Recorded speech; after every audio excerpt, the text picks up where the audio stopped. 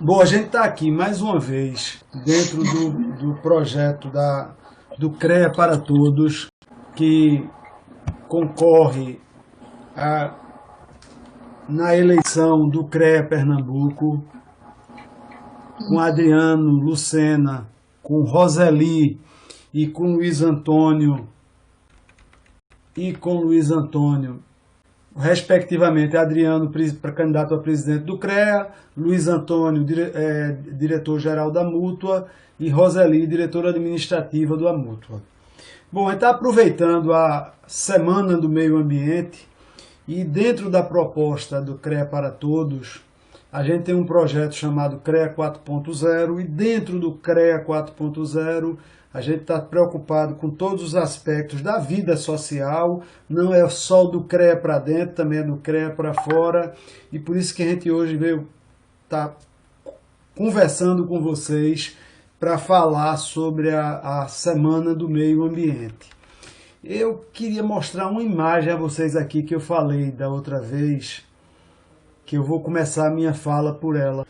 Em 2002, esse artista pernambucano, J. Borges, ele foi escolhido pela ONU para ilustrar o calendário da UNFCCC, United Nations Framework Convention on Climate Change. Nome difícil em inglês de dizer. E por que é que J. Borges foi escolhido para ilustrar a principal página do calendário, que era a carta do secretário-geral, que estava sendo distribuída a chefes de Estado do planeta? É porque J. Borges, um pernambucano muito inteligente, sabia que o homem tem que viver integrado com a natureza. E nessa imagem da vida na floresta de J. Borges, tá lá é um casal que está namorando, é o amor, a coisa mais sublime, convivendo pacificamente com os animais, convivendo com a natureza, com as árvores. E os outros artistas dos outros países fizeram incêndio em floresta, poluição, mãe que estava respirando o filho pelo cordão umbilical, e nosso J. Borges trouxe o amor para representar esse momento da reunião de 2002 em Marrakech, e por isso ele foi o indicado para isso. Dentro da Semana do Meio Ambiente, foi instituído em 2002, em 1972, o Dia Mundial do Meio Ambiente pela ONU, na Conferência de Estocolmo. E é daí que motiva todo o desenvolvimento das preocupações ambientais que o planeta tem. E hoje a gente vive um momento diferente, hoje com os carros voltando para casa, com as fábricas diminuindo a atividade, houve uma mudança. E eu queria agora passar a palavra para a professora Clécia, e ela que é doutoranda em agroecologia, o currículo dela é enorme. Vamos lá, professora, com a palavra a senhora. Ok, obrigada, Flávia. Boa noite a todos. É uma satisfação mais uma vez estar aqui com você, né? Agradeço demais o convite, dizendo a satisfação de estar nessa semana alusiva aí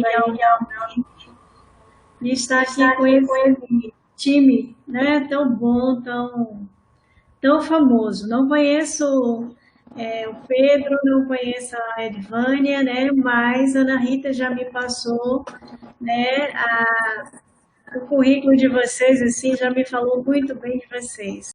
Então, como o Flávio disse, né, o Dia Mundial do Meio Ambiente foi instituído, né, em 72, a partir da Conferência de Estocolmo, na Suécia, e foi a partir daí, né, que começou-se essa movimentação, esse debate, né, para que o dia 5 de junho fosse instituído aí como Dia Mundial do Meio Ambiente, que será amanhã, né. No caso do Brasil, nós tivemos, né, a sorte aí de um decreto, 8.028, de instituir, né, não o dia, mas a semana, né, que seria aí de 1 a 5 de junho, como a Semana Nacional de Meio Ambiente no nosso território. E aí, qual seria a finalidade disso? seria apoiar a participação, né, de maneira geral da comunidade nacional na conservação desse patrimônio natural que é nosso, né, que é o meio ambiente. Nessa motivação de poder estarmos fazendo aquilo que aquela imagem muito forte que você colocou aí do J. Borges, né?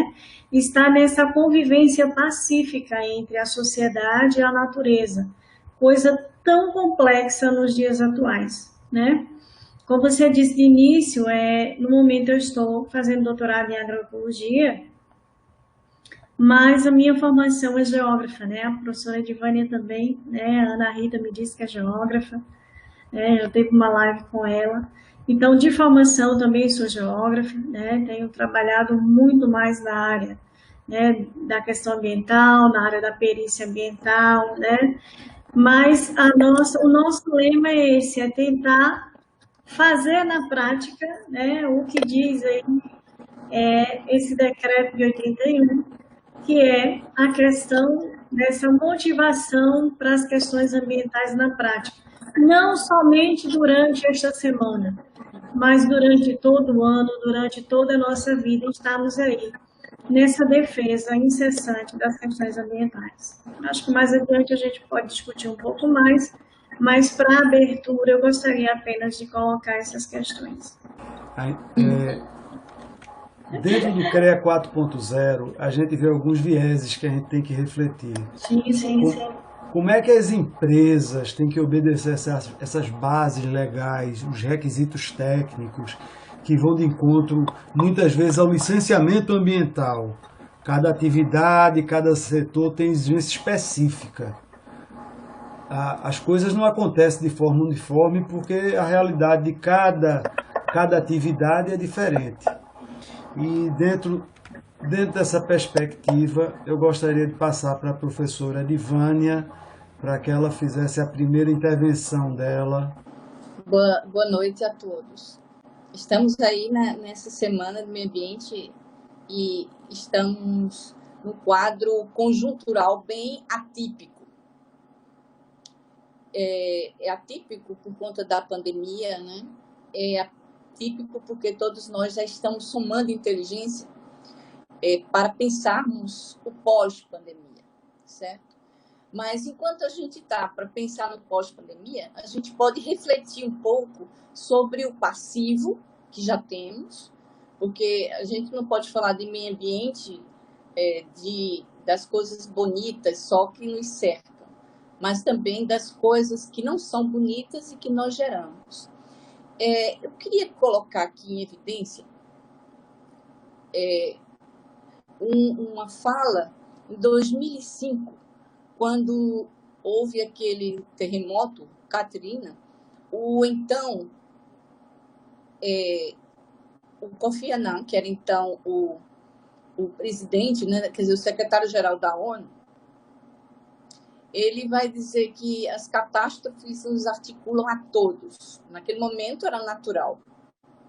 Veja, 2005, a gente passa 15 anos, vem o atual secretário da ONU, o Guterres, e ele vai dizer: essa catástrofe da pandemia nos une e reivindica de todos esforços. O problema, ele é global, mas as consequências, ela tem que buscar saída na escala do local. Essa colocação que eu faço entre a escala do global e do local já é uma apropriação dentro da perspectiva geográfica, né? Mas eles querem dizer que tem que somar inteligência. Curiosamente, o Kofi Annan, ele falava que em 2005 era o ano internacional do microcrédito. E a gente tem que pensar que agora, de novo, a OMS, a ONU, a OPAS e todas as instituições, elas estão, a OECD também, da Organização Internacional do Comércio, estão todas pressionando para que nos países em desenvolvimento ou de terceiro mundo, principalmente o sul-americano e o continente africano, se desenvolvam ações para recuperação socioeconômica, geração de emprego e, principalmente, erradicação da fome, socialização do acesso à água e do esgoto, ou seja, o saneamento de uma maneira geral, E isso são temas que, como você colocava, isso remete, na verdade, ao século XIX, que, de novo, nos tocou com uma grande pandemia. Então, vejam bem, o que comemorarmos nessa Semana do Meio Ambiente? Eu acho que a gente tem que comemorar a renovação do compromisso para buscarmos soluções no nível local. A gente tem uma pauta, a gente tem agendas, mas o que é preciso mobilizar para a gente resolver? Porque parece tudo uma grande novidade. Eu vou ficar por aqui nesse momento só de forma provocativa, porque eu acho que a gente não saiu do século XIX. Eu insisto isso aí. Professora Edivânia, muito boa essa sua fala. E eu acho que em muitos aspectos da vida da gente, a gente ainda não saiu do século XIX. Eu até diria que a gente tende mais a caminhar para a Idade Média. O professor Pedro Mendes, deixa eu ver aqui, ele é agrônomo e arborista. Professor, as cidades sofrem muito com abrir ruas, acabar com as matas e não tem mais árvores na cidade. Uma cidade como Recife, a temperatura sobe, quando a gente anda na rua é uma coisa, não é agradável. O que é ser arborista? Como é que trabalha, qual é o trabalho do arborista, para que eu mesmo entenda que para mim é algo novo. Eu sou engenheiro civil, trabalho com projetos de empreendimentos imobiliários, muitas vezes sou eu que vou lá atrás de derrubar algumas árvores, viu, professor? Me desculpe. Que o senhor me explicasse como é que eu, engenheiro, me relaciono com um agrônomo que é arborista. As cidades, elas não apenas sofrem, mas elas causam muita alteração ambiental. As cidades, os ambientes urbanos ocupam uma porcentagem muito pequena do planeta, mas respondem por 70% da poluição gerada pelos seres humanos. Então, as cidades desempenham um papel muito importante nas alterações climáticas e, dentro das cidades, as árvores são um serviço com um grande potencial para arrefecer, para amenizar todos esses transtornos causados pela atividade humana com pouco ou nenhum planejamento. Ao mesmo tempo em que as árvores são parte da solução para os problemas ambientais na cidade e, consequentemente, no mundo, o cultivo de árvores em ambientes urbanos não é muito fácil. Então, apesar das árvores serem parte da solução para os problemas ambientais das cidades, o cultivo de árvore nesses ambientes nem sempre é muito fácil. As árvores precisam de espaço para desenvolver raízes, para crescer a copa, que desempenha um papel extremamente importante na melhoria da qualidade do ambiente urbano.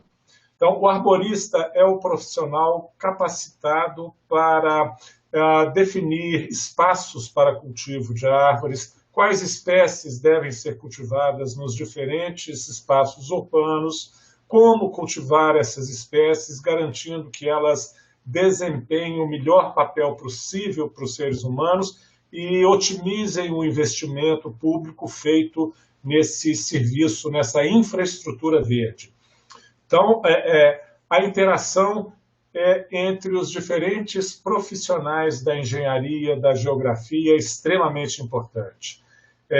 O engenheiro civil, o engenheiro agrônomo, florestal, o arquiteto, o engenheiro eletricista, todos os responsáveis, os agentes que planejam, implantam e fazem a manutenção da cidade, precisam de conversar mais a fim de que a cidade atenda todas as expectativas.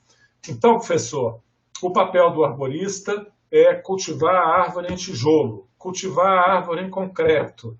É um papel difícil, mas nós temos que conversar de modo que as estruturas civis e a infraestrutura verde possam conviver e ambas prestarem o melhor serviço para a comunidade. Quando você chega para fazer um grande empreendimento imobiliário, você vai tratar de uma área muito grande. Eu trabalhei em terreno que tinha 7 hectares. E ali dentro tinha resquício de matas, Normalmente já não era a nativa, alguém já tinha ido lá, já tinha plantado alguma coisa, mas de qualquer jeito eu retiraria uma parte de verde para lançar ali concreto, algum concreto. E é muito importante essa interação.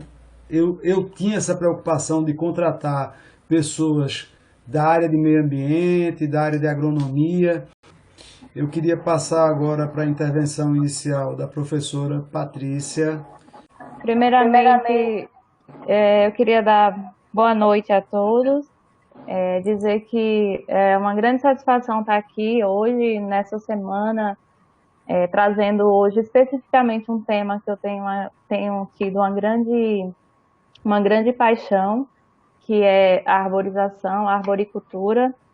E fico ainda mais feliz, né, em saber que a gente está aqui com grandes profissionais, como a doutora Clécia, a professora Edivânia, o próprio Flávio, que tem engajado tudo isso, e Pedro, né? Pedro, que é assim, uma pessoa que tem uma sensibilidade, assim, um conhecimento muito grande sobre a arboricultura e que tem muita coisa boa para compartilhar com a gente. Então, nesse sentido, a minha fala seria mais voltada também para a parte da arboricultura. Pedro frisou muito bem aí a importância, né, que a gente tem da integração de vários profissionais dentro dessa área. Então, a arboricultura urbana, ela envolve uma série de técnicas que precisam ser trabalhadas, e aí a gente vai ter o envolvimento tanto de engenheiros civis, engenheiros florestais, e uma série de outras. O próprio biólogo também tem um papel muito importante dentro dessa área.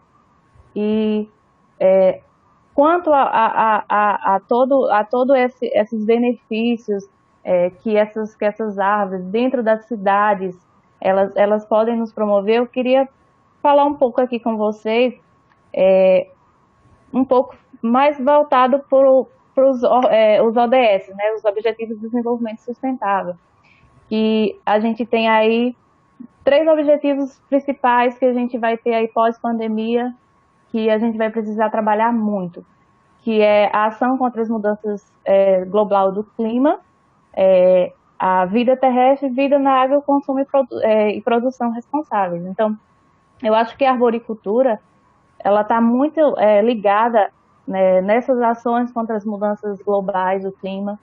E Flávio frisou um ponto muito importante, que foi sobre a questão de projetos.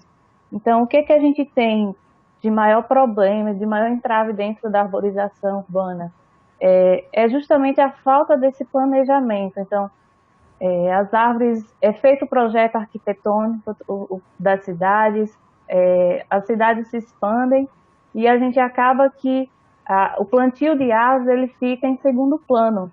E aí esse plantio acaba não atingindo o objetivo que a gente quer, que é todos aqueles benefícios que a gente cita, que é o aumento da qualidade de vida, qualidade do ar, enfim, e são inúmeros os benefícios que a gente tem, como o Pedro frisou. Então, é extremamente importante a gente pensar no planejamento, que os municípios trabalhem seus planos diretores, que os municípios eles tenham profissionais capacitados para que possa desenvolver esses projetos dentro das cidades. E assim, não é só plantar uma árvore, você precisa ter todo um estudo prévio, como o Pedro já também disse. A gente precisa conhecer a espécie, precisa conhecer o local, conhecer todos os equipamentos urbanos que estão lá em torno. Então, eu acho que, da parte de arboricultura, esses são alguns pontos bem importantes aí. Dentro desses temas, a gente tem a parte de avaliação de riscos, que envolve também profissionais da arquitetura, da engenharia. Então, a gente precisa ter o olhar desses profissionais dentro dessa área, para a gente conseguir alcançar os objetivos e conseguir cidades mais resilientes e sustentáveis. É notório que, com a situação do coronavírus, e eu vivi essa experiência na minha casa, a natureza passou a ocupar espaço que não estava podendo ocupar. Eu não sei se da outra vez que a gente conversou tinha acontecido um fato. Dei uma entrevista sobre turismo sustentável numa rádio daqui do Recife. E aí eu falei de animais que estavam entrando nas cidades, voltando a ocupar espaço que um dia foram deles. E eu citei que no Recife, no Rio Capibaribe, que o nome é Rio das Capivaras, haviam capivaras na beira do rio. E no mesmo dia que eu fiz essa entrevista, de noite, eu moro na frente do Rio Capibaribe, e de noite 2 capivaras estavam aqui na frente de casa. A gente está tendo uma oportunidade para entender melhor o que é conviver pacificamente, feito lá a vida da floresta de J. Borges. Aí eu queria perguntar à professora Edivânia: professora, nós ocupamos, a senhora é geógrafa, né? Nós saímos ocupando indiscriminadamente e não tivemos nenhum cuidado. A primeira vez que alguém se preocupa com o Rio Capibaribe no Recife é Maurício de Nassau, quando proíbe jogar lixo. Como é que a geografia vê essa situação, professora? A questão é mais complexa e é mais interdisciplinar. Ela transcende a geografia. Existe um esforço coletivo, porque os dados estão aí. Nós temos um banco de dados, temos um registro cartográfico, temos dados estatísticos. Quer dizer, essa realidade concreta, ela existe, precisa de ações, planos, projetos, agendas, planos diretores. Nós temos em profusão. Legislação também. Nós precisamos de políticas públicas comprometidas e de um exercício de cada um de nós de cidadania, porque passamos níveis diferentes de escolaridade. Temos consciência do papel que representa a sociedade em relação àquilo que nos é distinto, sobre a forma natural ou artificialmente produzida. Então, falta tomar atitude. Inclusive, eu acho que esse fórum é muito interessante do CREA, porque nós estamos num momento em que se enaltece tanto a tecnologia. Quando se coloca 4.0, é justamente, alguns talvez nem saibam que estão assistindo, o que significa essa revolução 4.0, como se a gente considerasse os diferentes estágios da industrialização e estivéssemos nessa última etapa, que é atual, no qual a gente não está mais na máquina a vapor, a gente não está mais na manufatura, na industrial ou na cibernética somente, mas a gente já está no estágio em que os objetos estão falando um com o outro a partir de um determinado comando à distância. Veja, quando a gente chama que a gente vai enfrentar essa situação agora da pandemia, essa pandemia ela funciona como uma bofetada, como esbofeteando esta realidade. De um lado, a gente tem esse desenvolvimento 4.0, claro, a gente aqui cedia, né, o porto digital, cedia todos esses avanços, mas do outro lado, a gente tem eu colocava isso antes, um passivo enorme. Então, por mais que a gente queira defender algumas políticas, é muito difícil, algumas bandeiras, é muito difícil, a gente não tem um conjunto de instituições, e aí eu falo, o CREA tem uma responsabilidade também nisso, tem uma responsabilidade porque a gente precisa de uma autorização para realizar como consultor, como engenheiro, então eu teria que ir atrás para verificar o que estamos fazendo a serviço do bem da sociedade. Tem um compromisso, sim. Tem um compromisso outros órgãos, assim como tem o CREA, a gente também pode pensar no CAU, a gente pode pensar no CINEP, a gente tem que pensar na ABS, Engenharia Sanitária e tantos outros que a gente tem que ver. Olha, o quadro que nós temos hoje, por exemplo, 45% apenas, veja, no Brasil, se eu penso, mais de 5 mil municípios, só 45% desses municípios têm água para consumo humano em condições satisfatórias. Veja que defasagem. Se a gente pega em Recife, só menos de 40% está dotado de saneamento. A gente tem situações críticas que precisam ser enfrentadas. Em 2010, tivemos uma grande enchente aqui, todo mundo sabe, afetou 68 municípios aqui, em 2010. Né? Começaram a se construir algumas barragens, se pararam as barragens, eram 10 barragens no conjunto, construíram 3, eu acho que 2 ainda em processo, não sei, e as outras não saíram do planejamento.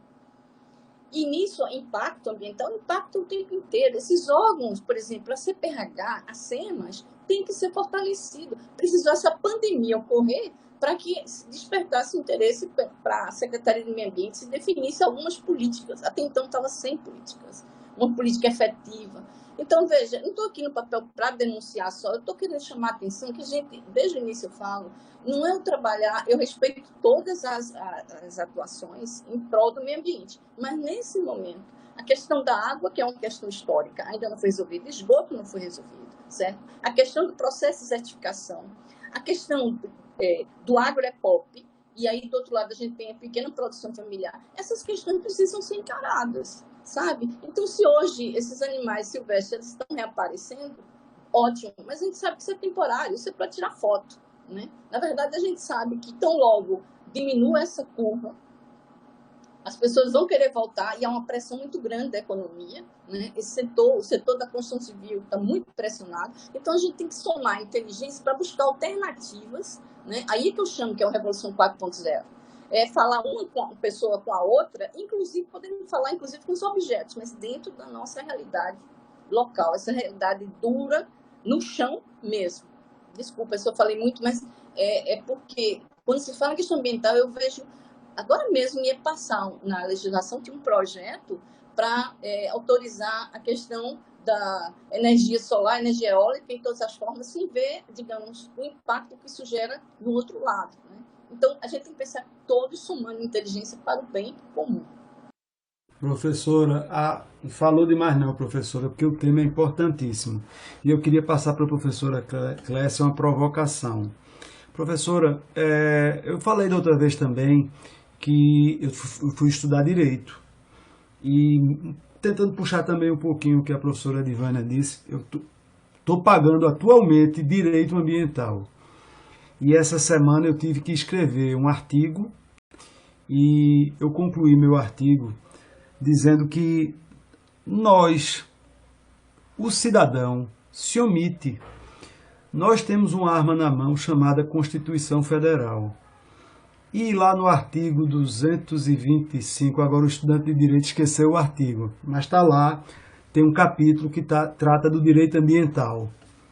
E nós podemos compelir, nós podemos obrigar nossos mandatários a tomarem atitudes para preservar nosso meio ambiente, já que a nossa Carta Magna fala isso. O rio Capibaribe é extremamente maltratado, assim como outros. Estou pegando o exemplo da frente da minha casa. Mas por que nós não nos organizamos e exigimos dos nossos dirigentes que cumpram as decisões deles têm que ser constitucionais. Se ele é obrigado a preservar o meio ambiente, ele é obrigado a preservar o rio. E eu vejo isso aí como uma clara ação necropolítica. No caso do Recife, o rio é muito importante para a nossa vida. Se um gestor não cuida do rio, ele está ajudando a matar o próprio povo. É o próprio povo que vai morrer, porque ele podia tirar dali o peixe, ele podia tomar o banho, ele podia ter o lazer. E o nosso patrimônio natural é abandonado na maior parte dos lugares. A senhora conseguiria me ajudar aí a incentivar mais pessoas a exigirem que o rio Capibaribe e outros rios sejam bem tratados? Então, Flávio, quando você disse o seguinte, a questão do direito ambiental, eu sempre digo o seguinte, a gente tem a legislação, né, cabe às autoridades competentes fazerem valer, né, as leis, mas cabe a nós, cidadãos, fazermos a nossa parte. E eu digo sempre para os meus alunos o seguinte, que a nossa parte é observar e denunciar, partindo do pressuposto da legalização. Porque muitas vezes a gente se omite, Flávio. É o que a gente vê muito, omissão. Eu sei que a legislação diz que eu não posso poluir o rio, eu sei que a legislação diz que eu não posso tacar fogo na mata, eu sei que a legislação diz que eu não posso deixar o meu efluente diretamente para o rio, eu não devo descartar aquele resíduo ali, mas muitas vezes eu não faço, vejo o outro fazer e me omito. Então eu acabo não fazendo, mas me omitindo de uma responsabilidade que é social.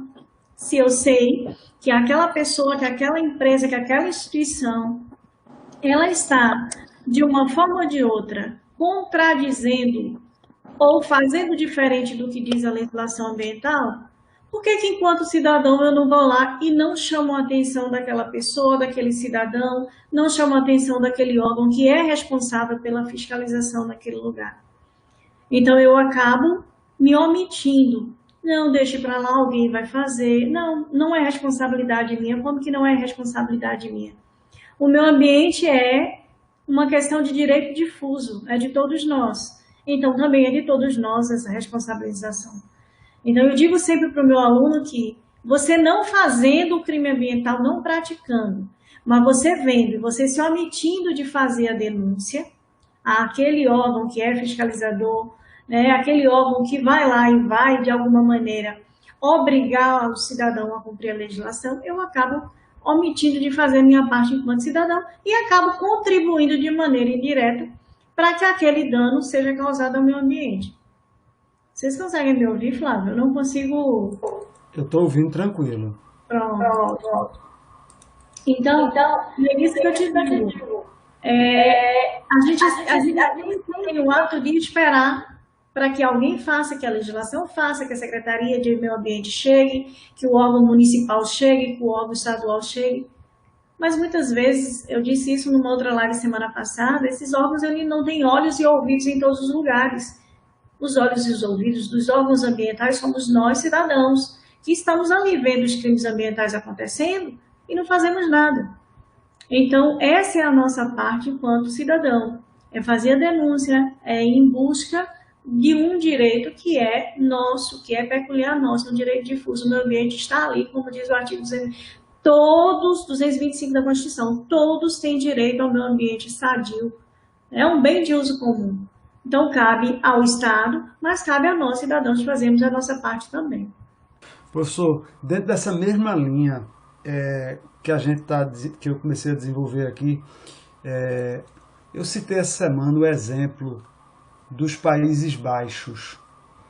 Os Países Baixos, eles não existiriam se não fosse a intervenção humana para pegar grandes porções de área que eram totalmente cobertas, criar diques, utilizar os moinhos e abrir espaço para que os holandeses construíssem o seu país. É muito comum na Holanda dizer que o holandês construiu o país. E lá no Brasil, lá no começo, quando tudo começa, tem a famosa carta de Pero Vaz e Caminha. Já que o senhor é arborista, aqui em Se Plantando Tudo Dá. Parece que a gente recebe um país magnânimo, cheio de riquezas, mas a gente não aprendeu que a gente tem que ter responsabilidade sobre esse país. A gente não aprendeu que a gente tem que continuamente continuar construindo esse país. Como é que o senhor vê essa provocação minha, professor? Quando da carta pelo Vasco Caminha, um choque para os primeiros portugueses que chegaram no Brasil, ver aquela mata atlântica exuberante e algum cultivo por parte dos indígenas, e realmente naquele ambiente derrubando a mata, e qualquer coisa que se plantasse ia prosperar, ia crescer muito bem. Da mesma forma também que os holandeses construíram o país deles a partir de terras alagadas pelo mar, nós no Brasil também, a nossa agropecuária, a nossa pesquisa possibilitou a expansão da nossa fronteira agrícola para todos os biomas brasileiros, com maior ou com menor intensidade. Por exemplo, o Cerrado é uma grande testemunha do resultado da pesquisa agropecuária no Brasil. Até a década de 60, 70, o Cerrado era um tanto de árvore torta que não servia para nada, que não tinha o menor valor. Mas a partir da melhoria de características físicas e químicas do solo, a partir do desenvolvimento de variedades de plantas que suportavam um ambiente com um regime hídrico um pouco desfavorável, a partir também da irrigação, o Cerrado hoje é um grande celeiro do país e também do mundo.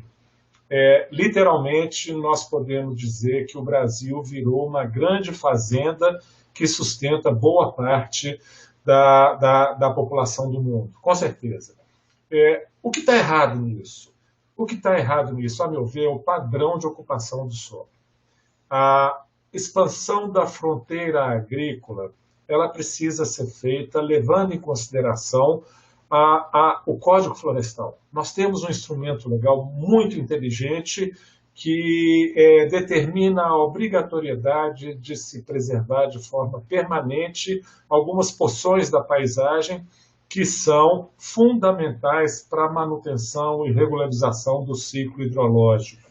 Topo de morro, beira de rio, nascente, diversas outras partes da nossa paisagem precisam de ser preservadas com formações florestais naturais, para que a água esteja em qualidade, em quantidade suficiente e em regularidade para poder sustentar a atividade humana.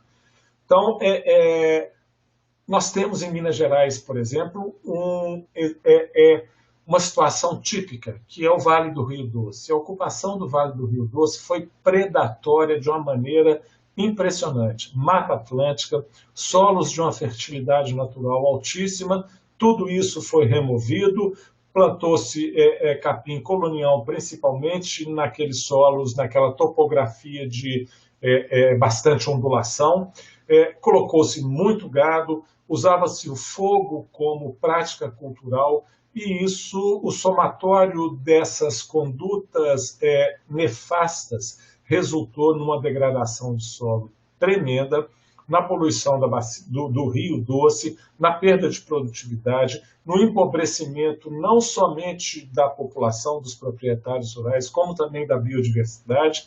Enfim, é perfeitamente possível de se produzir uma boa quantidade de alimento, de se ter uma produtividade agropecuária alta e, ao mesmo tempo, se conservar parte da vegetação nativa, das formações nativas, e isso, inclusive, contribui para a redução de agrotóxicos, melhora a resposta das plantas devido à regularidade da água do solo, principalmente. Enfim, em se plantando tudo dá, mas em se plantando de maneira errada, esse tudo dá tem um prazo de duração muito curto.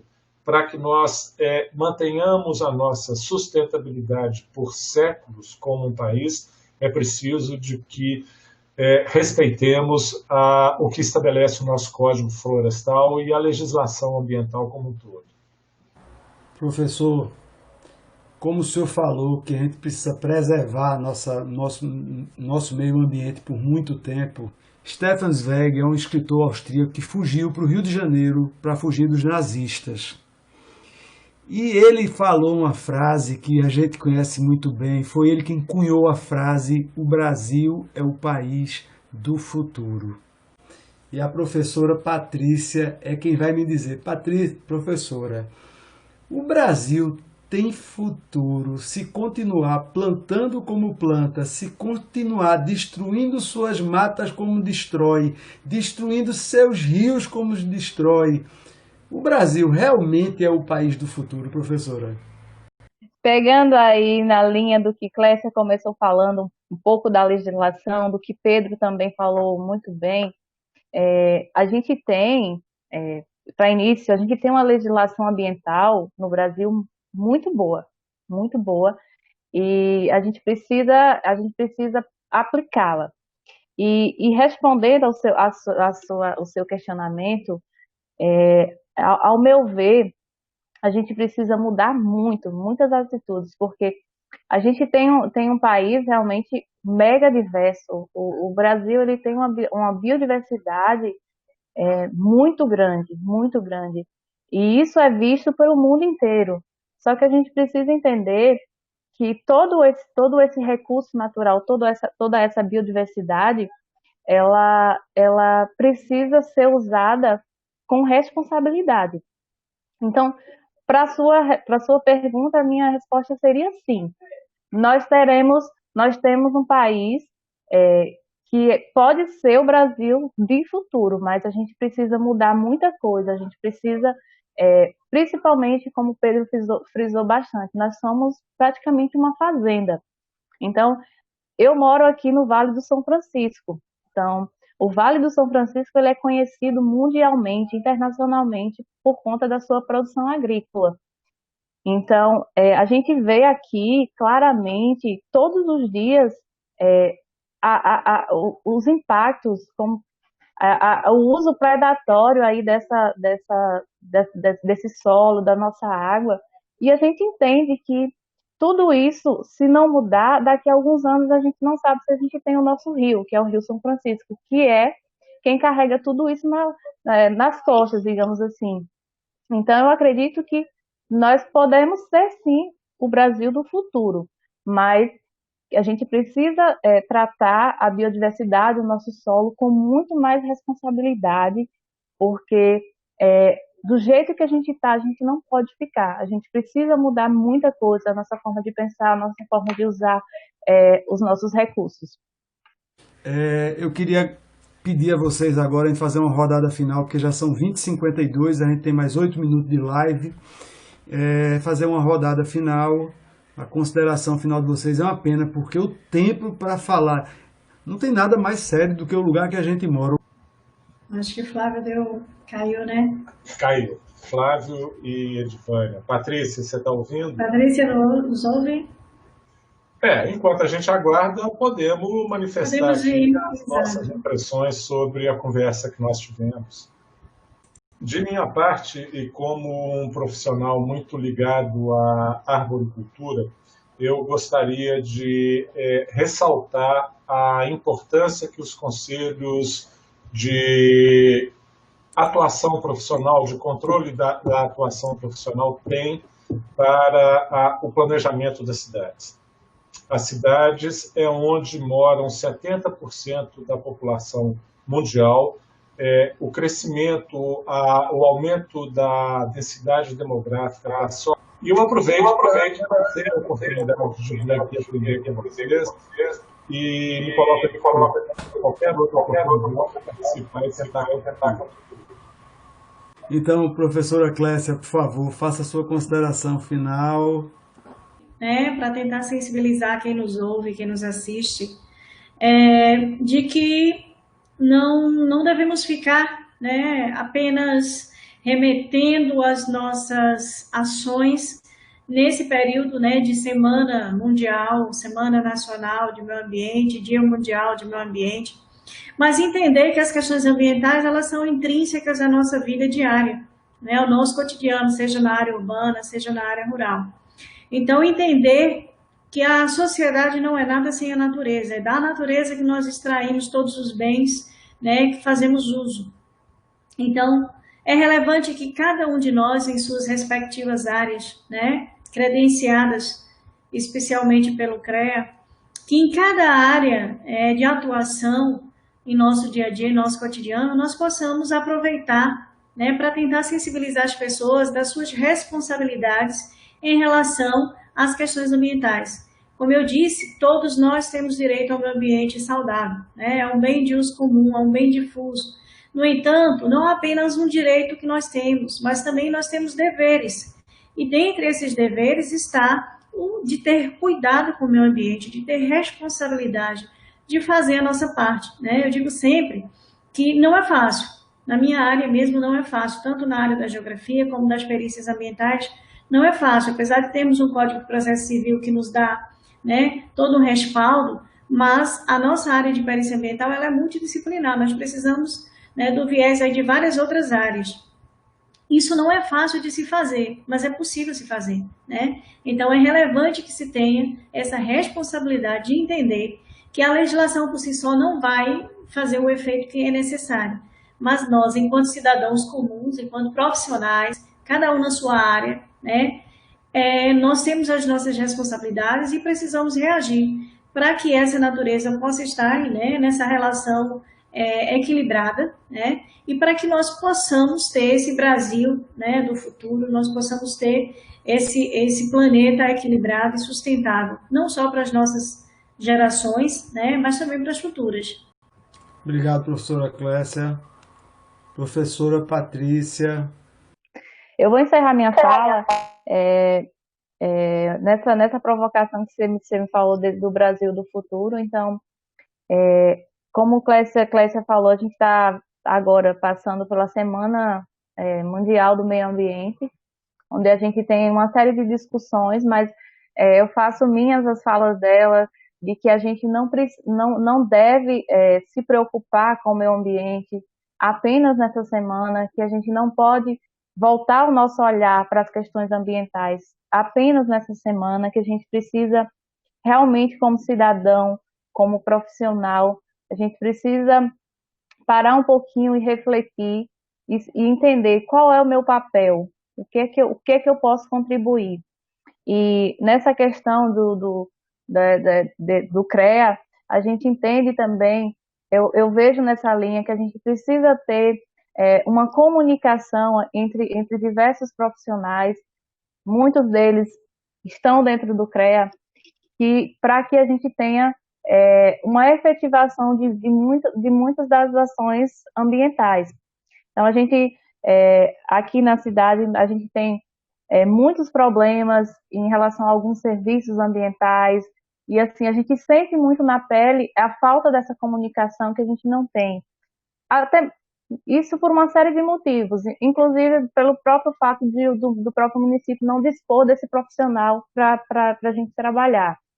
Então, eu acho que isso é uma temática bem importante e que a gente comece a repensar agora, depois de tudo isso, repensar como é que a gente vai pensar nessa pegada 4.0, como é que a gente vai agir, né? A gente precisa pensar um pouco diferente, porque as coisas não vão ser como eram antes, e pensar de uma forma como que a gente vai poder contribuir ainda mais para que a gente possa garantir aí um futuro mais sustentável, um país, um mundo que a gente as nossas gerações possam sobreviver com um pouco de tranquilidade.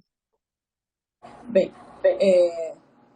é o seguinte, o meio ambiente ele é mais do que o mundo natural, né? E os elementos da natureza.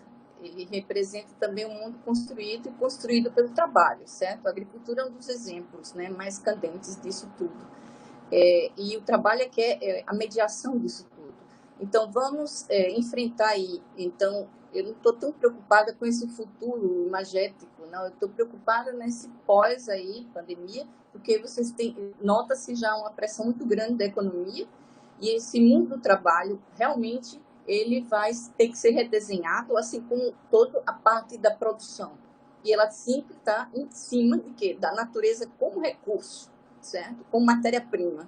Como tudo que vivemos é mercantilizado, inclusive a própria natureza e seus elementos naturais, tudo é mercadoria, né?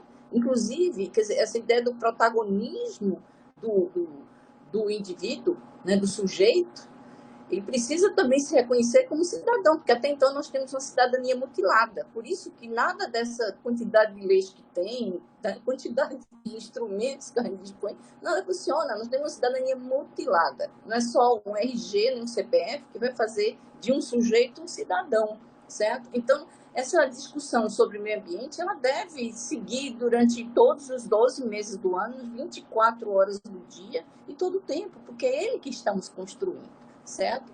Então, eu queria agradecer que vocês me escutaram e desejar realmente bons pensamentos, que a gente soma esforços para buscar saídas. seja 3.0, 4.0 e ainda vivemos no 1.0, porque a gente ainda tem trabalho escravo, certo?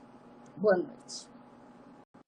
Queria agradecer também à professora Edivânia, agradecer a todos e dizer que dentro das propostas que o CREA para Todos tem, está esse debate com pessoas sobre como se relacionar com a sociedade. O que a gente falou aqui foi sobre a vida da gente. Como é que o CREA, um CREA que quer ser 4.0, se relaciona com a vida da gente? Como é que ele ajuda a fiscalizar uma medida que deveria ser tomada por um governante? Como é que ele ajuda num trabalho de inspeção que tem que ser feito numa mata, num rio? Então é isso aqui que a gente está construindo dentro do CREA 4.0. Eu queria agradecer em nome de Adriano, de Roseli e de Luiz Antônio. Lembrar a todo mundo que vamos ter eleição no dia 15/7, de 8 às 19, eleição para o CONFEA, para o CREA e para a Mútua. Então, mais uma vez, obrigado às professoras, ao professor. Espero que a gente continue esse debate. O tempo é muito pouco. Eu gostaria tanto de falar com a professora Edivânia mais sobre um assunto que ela tocou aqui, que é sobre a Revolução Industrial. A gente é o que é hoje. A gente mercantiliza tudo porque a gente criou o mito do liberalismo econômico. E o liberalismo econômico foi quem transformou terra em produto, quem transformou água, ar e o que puder transformar em produto. Outra vez, professora, a senhora não está me vendo, mas eu queria falar com a senhora sobre Cal Polanyi. Talvez a senhora conheça muito mais do que eu. Obrigado a todos que acompanharam. A live vai ficar gravada no Facebook, lá na página do CREA para Todos. Quem quiser compartilhar com os amigos, pode compartilhar. Quem não viu, pode ver depois. Obrigado, boa noite a todos e todas. Obrigada e boa noite. Boa noite. Muito Tchau. obrigada. Tchau.